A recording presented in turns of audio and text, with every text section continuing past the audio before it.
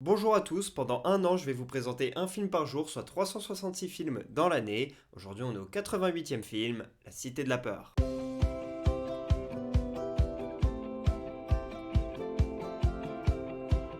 La Cité de la Peur est un film sorti en 1994, réalisé par Alain Berberian. C'est l'histoire d'un tueur en série qui va donc tuer des projectionnistes lors du Festival de Cannes. Et à chaque fois, les projectionnistes sont en train de diffuser un film particulier, un film d'horreur, Dead is Red. Et justement, la productrice du film, celle qui est en charge de sa distribution, elle est jouée par Chantal Lobby. Et elle va décider de surfer un petit peu sur le bad buzz que ça fait évidemment.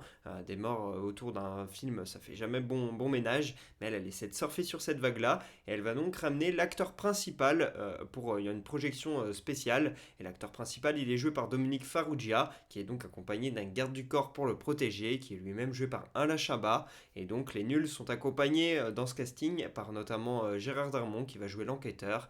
Et tout ce film est évidemment une comédie, on rigole beaucoup, et je pense que vous allez vous marrer en regardant ce film. Au milieu des années 90, les nuls ils sont très connus pour ce qu'ils font à la télé, notamment leur émission Les Nuls sur Canal, mais là grâce à ce film ils vont pouvoir se lancer au cinéma. Derrière la Chabat, il va faire Didier, un film où il se transforme en chien qui est très marrant. Il fera Astérix et Obélix Mission Cléopâtre, qui est son plus grand film, qui est un immense classique. Il fera aussi qui est très marrant, que j'aime beaucoup. Et puis Chantal Lobby, on l'a vu dans Qu'est-ce qu'on a fait au bon Dieu. Et Dominique Farrugia, lui, il a produit et réalisé des films. Par exemple, Bis et Le Marquis avec Franck Dubosc. Ça vaut ce que ça vaut. Et puis Gérard Darmon était déjà un acteur assez connu à l'époque, notamment aussi pour ce qu'il a fait au théâtre. Donc voilà, des comédiens tous très très connus qui ont marqué le cinéma français.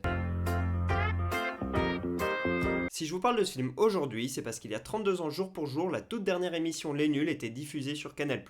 Pendant 2 saisons et 56 épisodes, eh bien, ils ont fait rire la France grâce à leurs sketchs et puis leur émission. Et pour rappel, Les Nuls à la base, c'est Alain Chabat, Chantal Lobby, Dominique Farrugia, mais également Bruno Carrette. Malheureusement, Bruno Carrette, il n'a pas pu faire cette émission au début des années 90, puisqu'il est décédé en 1989. En fait, il était parti en voyage en Égypte et il est revenu avec une infection très très rare. En l'espace de 2 mois, son état il s'est vraiment hyper aggravé. Il s'est retrouvé paralysé puis dans le coma et à 33 ans, il est décédé. C'est vraiment terrible.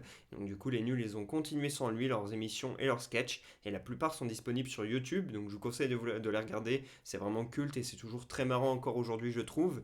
Et puis c'est l'un des groupes d'humoristes les plus connus de tous les temps avec aussi les inconnus. Alors perso, entre les nuls ou les inconnus, il y a souvent un débat sur qui est le meilleur, qui est ce qu'on préfère en tout cas. Moi, je suis plus les inconnus, notamment via mon père qui m'a beaucoup fait découvrir cela et qui, moi, personnellement, ils me touchent plus et ils me font beaucoup plus marrer que les nuls. Mais attention, en termes de cinéma, les nuls ont fait beaucoup plus de choses que les inconnus. Et donc, si je dois choisir les sketchs et les blagues, etc., je prends les inconnus. Par contre, si je dois choisir le cinéma, eh bien, je choisis les nuls. Ce film, je l'ai vu 4 ou 5 fois, je pense, un truc comme ça. Et la toute première fois que je l'ai vu, j'avais 14 ou 15 ans environ. Et mon père m'avait dit, il faut vraiment que tu le vois, c'est un film culte, c'est hyper marrant. Et donc, du coup, je devais aller quelques jours chez mes grands-parents. Et j'avais emmené le film en téléchargé sur le disque dur, etc. Je l'avais ramené et branché à la télé chez mes grands-parents. Et un soir, j'avais regardé ça. Alors, eux, ça les faisait marrer, mais bon, pas plus que ça, ça allait quoi. Mais moi, personnellement, j'ai vraiment kiffé ce film. Je le trouvais très très drôle. Le début du film, j'ai pas trop compris, puisque évidemment, on voit ce faux film d'horreur qu'ils ont fait exprès, celui qui serait diffusé dans les festivals de Cannes et dans lequel le projectionniste se ferait tuer. Et donc, on voit quelques scènes de ce film d'horreur qui est absolument abominable. Et donc, les premières scènes, on se dit, mais attends, qu'est-ce qu'on est en train de regarder?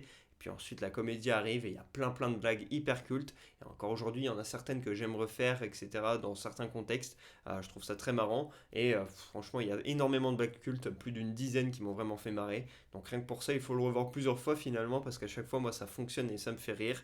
Et donc voilà, je vous conseille de le regarder en famille, entre amis, etc. Un soir, vous avez envie de rigoler, et bien là, regardez celui-ci, vous n'allez pas être déçu. Je mets un 20 sur 20 à ce film. Alors certes, c'est pas le meilleur scénario, la réalisation n'est pas non plus exceptionnelle, le jeu d'acteur est voilà assez classique, mais au final, c'est surtout les blagues qui font rire. C'est des sketchs et des blagues à gogo. Il n'y a pas une scène presque sans blague, c'est vraiment beaucoup trop drôle. Et donc je mets un 20 sur 20 parce que sur les films de blagues absurdes, les films voilà un peu débiles comme ça, bah il n'y a pas grand-chose qui se fait mieux. Pour moi, c'est juste parfait. Le but de ce film, c'est de faire rire et ça fait complètement marrer, ça marche totalement. Donc pour ça, je mets 20 sur 20, c'est l'un des films les plus cultes du cinéma français, en termes de comédie en tout cas.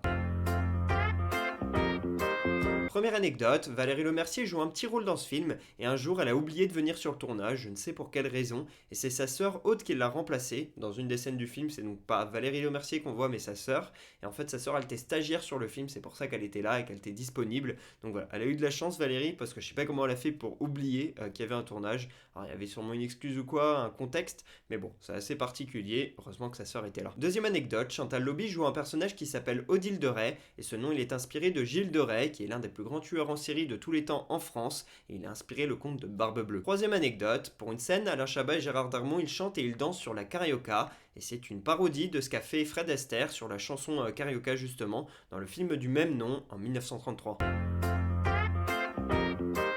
Voilà pour ce 88e épisode d'Un jour un film, j'espère que je vous aurai donné envie de regarder La Cité de la Peur. Pour ma part, je vous dis à demain pour parler du 89e film de l'année, et pour que vous sachiez de quel film on va parler, un petit indice, violoniste. Dites-moi en commentaire si vous êtes de quel film on va parler, à demain.